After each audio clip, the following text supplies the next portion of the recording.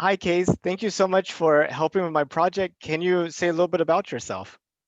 I'm a first year college student, and I think the countdown to the moon thing, the Apollo thing, going back to the moon is something because I don't know the last time it was like the '70s. So I think that's a really cool project that humanity's taking on again, and then hopefully one day to Mars with Elon Musk and Tesla.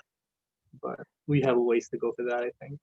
And yeah, I think it's a really cool thing, and I've always been fascinated by space and planets and all. So it's exciting. What are, I guess, did you know that NASA was planning to send people back to the moon in 2024? I actually didn't until honestly 10 minutes ago when I just did a quick Google search. I was like, oh, that's pretty cool. Like, I had no idea that was even happening. But I now that I found out, I think it's really cool. And if I understand right, you're in Canada, right? Toronto? Yeah. Did you know that a Canadian astronaut is going to be on Artemis 2, which is supposed to launch in 2023, I'm sorry, oh yeah, 2023, which would be a trip around the moon. So it'd be the first Oh, Canadian to really? actually go around the moon. That's pretty cool. My high school was named after the first ever Canadian astronaut to go into space. I'm pretty sure Mark Garneau. So that was always like a big like he would come to our school sometimes to talk to us and all. So yeah, that's pretty cool that the first trip around the moon. Yeah. Um, and most of the people that aren't like actively interested in space or work in space don't know we're going to the moon in 2024. What I mean, does that matter? And if it does, what should NASA be doing differently? I think more people should know about it because it's a big step, going to the moon. It's not something we do very often, and you always hear about going to the Mars and Mars colonies, but NASA could definitely talk more about it on their social because I follow them on Instagram or used to, and I never once saw anything about going to the moon. Like they would post these cool pictures of planets and galaxies and all these things, but I never once saw a post about them going to the moon. So maybe like I don't know some social media things. Considering now all of us are on our phones pretty much all day. Yeah, indeed. I know I'm always on my phone too. So you said you're excited about us going back to the moon, and you see it as a good thing. Not everybody is convinced of that. So can you talk about why you think it's good? Well, I think it's good because we get to explore more about. Because honestly, like we know a lot about the Earth, but we don't know a lot about space. And the further we go out to the moon, the further, the closer we get to space. If that makes any sense. And I think it's important to know about what's actually around Earth because if you really think about how science started, it was philosophers way back when thinking about the skies and the cosmos and all, And I think that it's important to know not just about what's going on here, but about what's going on there. And I just think it's a cool project, honestly, going to the moon because I've read about how influential and attention grabbing the first moon landing was in the '60s and all. And I think it'd be really cool to experience that myself, and to watch the interviews right after. And I don't see any downside to it per se because we're just gonna get more information about the moon, which I don't know could help us in some way. It's possible. Like there's no harm to having more knowledge. Hey, but a lot of things are different this time going back to the moon than the first time. When we went to the moon the first time, the Soviet Union was the first country to actually put something in orbit, and they launched the first person in orbit, and they kept doing all these first, and you know uh, the people in the U.S. were feeling really behind and maybe scared somewhat, and this is kind of a way to reclaim that um, kind of dominance Yeah. again. And but at this time, Russia is their space program is like falling apart. China is on the horizon, talking about sending people to the moon in the 2030s. But Mm-hmm. there's really not that fear right now of being behind like the Soviet Union or something like that. Yeah, definitely. I feel like now that you bring it up and I think about it, that in the '60s and the '70s, a lot of going to the moon and just technological innovations were based off the Cold War and this arms race that the U.S. and the Soviet Union had in between them, and it was kind of like innovation was based not off what was best for humanity, but what would be best in case a war broke out between the two superpowers. And I think it's actually better that that's not our driving motivation anymore to get to the moon, and that we're doing it for science and to explore stuff. Because I think in that way we're not tunnel visioned and we're going there to beat them. Rather, we're going there to help us. I feel like that would, in the grand scheme of things, accomplish more than to just, yeah, we're better than you. Okay, yes, but I feel like when it comes to science, it's better to what's it called? It's better to go for innovation and technology, not for fear or an arms race. I definitely agree with you. I mean, the universe is so big, it's going to take all of us to go out there and explore it and make the most of it. Definitely. Um, what are some things, I mean, do you have like some specific things you would hope we get out of going to the moon? Like, uh, what would make you happy? What would make me? I mean, I think like this. I mean, I'm like 99.99% sure this would never happen, or if it did, it wouldn't be in our lifetimes ever. But I think the possibility of a moon colony would be like I don't even know how to describe it. It would just be would be an amazing thing. And I think it would be a testament to how far we've come and how in such a short period of time. Because if you look back at science and the history, even if you just go back like 100 years ago, we didn't really have much in terms of technology. And then over the past century, there's been this boom of just technological innovation. And I think it'd be really cool to have some sort of a moon colony, which sounds absurd and not going to happen because it's just not feasible at this point. But I think if we could somehow even get started on that, just lay one brick down, that would be probably the coolest thing that could happen. I keep telling my 8-year-old nephew that I'm going to retire to the moon and that he has to come visit me. But it's quite the imagine, conversation starter. imagine that, huh? Yeah, I'm coming. I'm taking the trip up. Just gotta get the rocket ticket. exactly. Talking about getting the rocket ticket, if it was safe and affordable, would you go to space? Oh my God! I did a school project on this in high school for a marketing class where in like grade 10, where I basically made my own company that sends people into outer space as a vacation. Oh, It, fantastic. I personally I've always wanted to go to the moon, not to the moon, just space, just leave and see what it's like out there.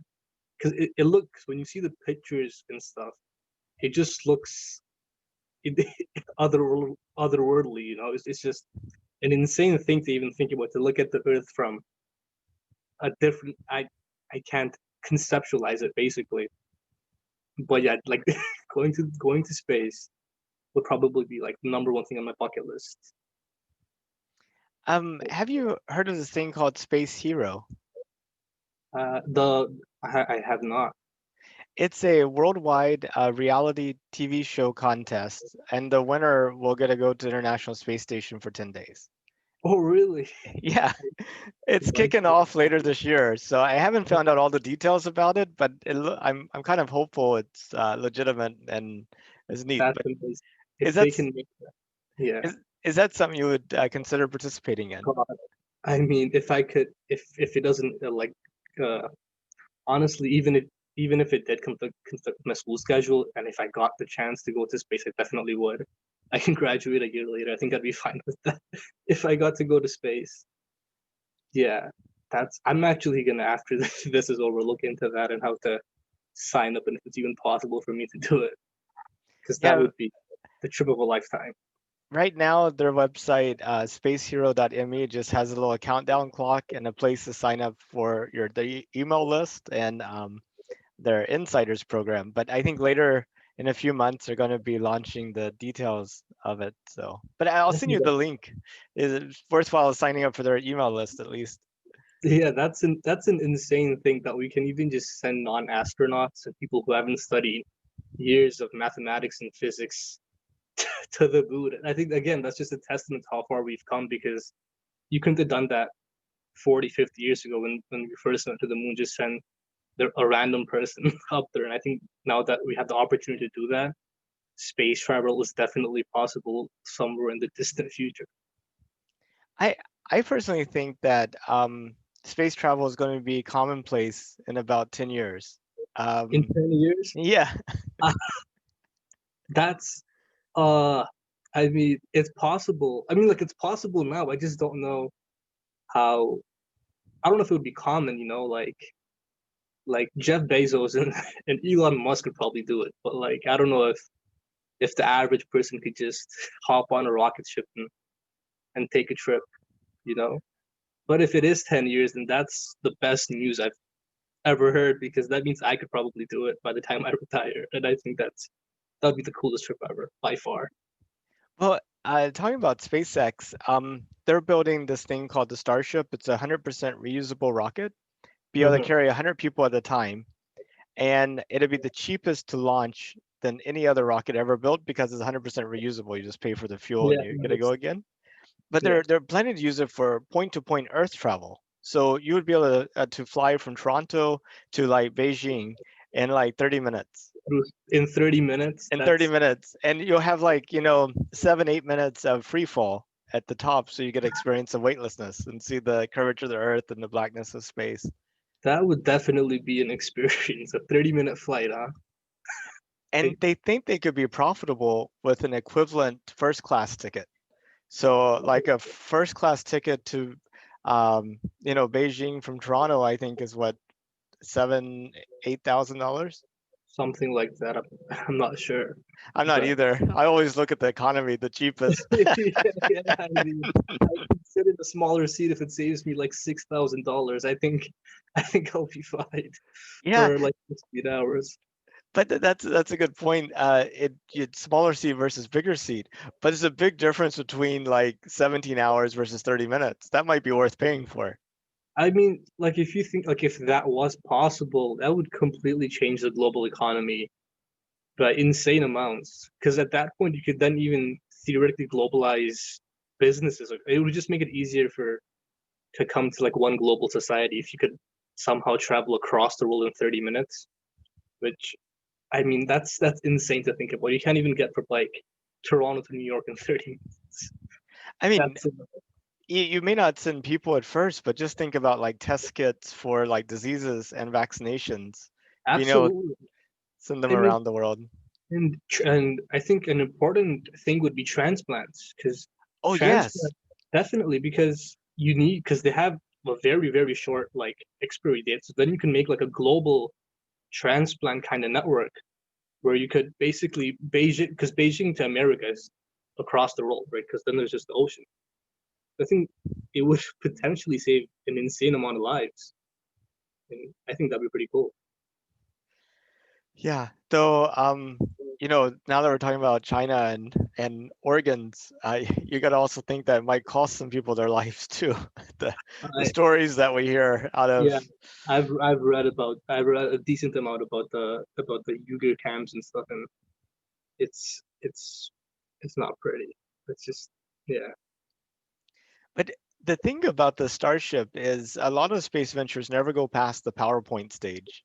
Great marketing, great art, but this is actually being built in South Texas, and they actually have prototypes they've been flying.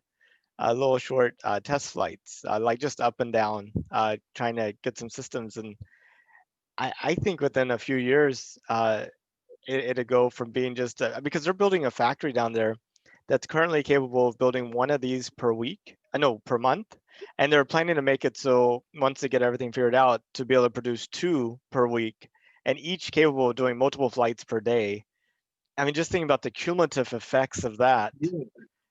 I think And I think it'd be impossible to predict what the social and the economic effects of that would be, and then just how much fun it would be to go into space for 7 8 minutes.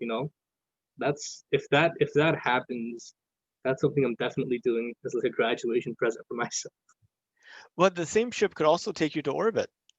So that could be just as cheap potentially as Well, well.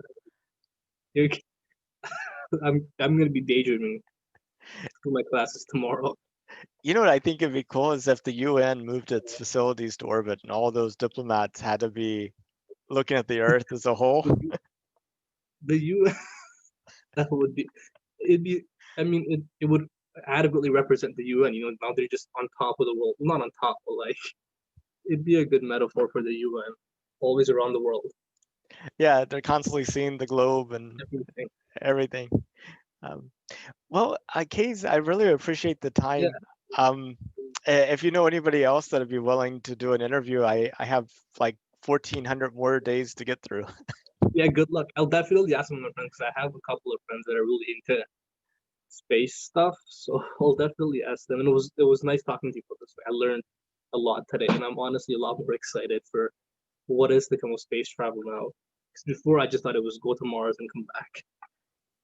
But I think a lot of people are going to be pleasantly surprised. definitely, yeah. Because I've honestly never heard about this, especially the China to America in 30 minutes. That's still insane. Yeah. Yeah, definitely. Well, thank you so much, and Yeah, yeah, we should connect on having, Facebook or LinkedIn or what have you. yeah, you as well. Have a good night. Or And hey, say my hi to Sonia. I'll do that. Yeah, Awesome talking to you. it's good talking to you too, and in the next 1,400 days we'll have to talk also. Hopefully. You take Okay. care. Awesome. uh, Take care. Okay. Bye.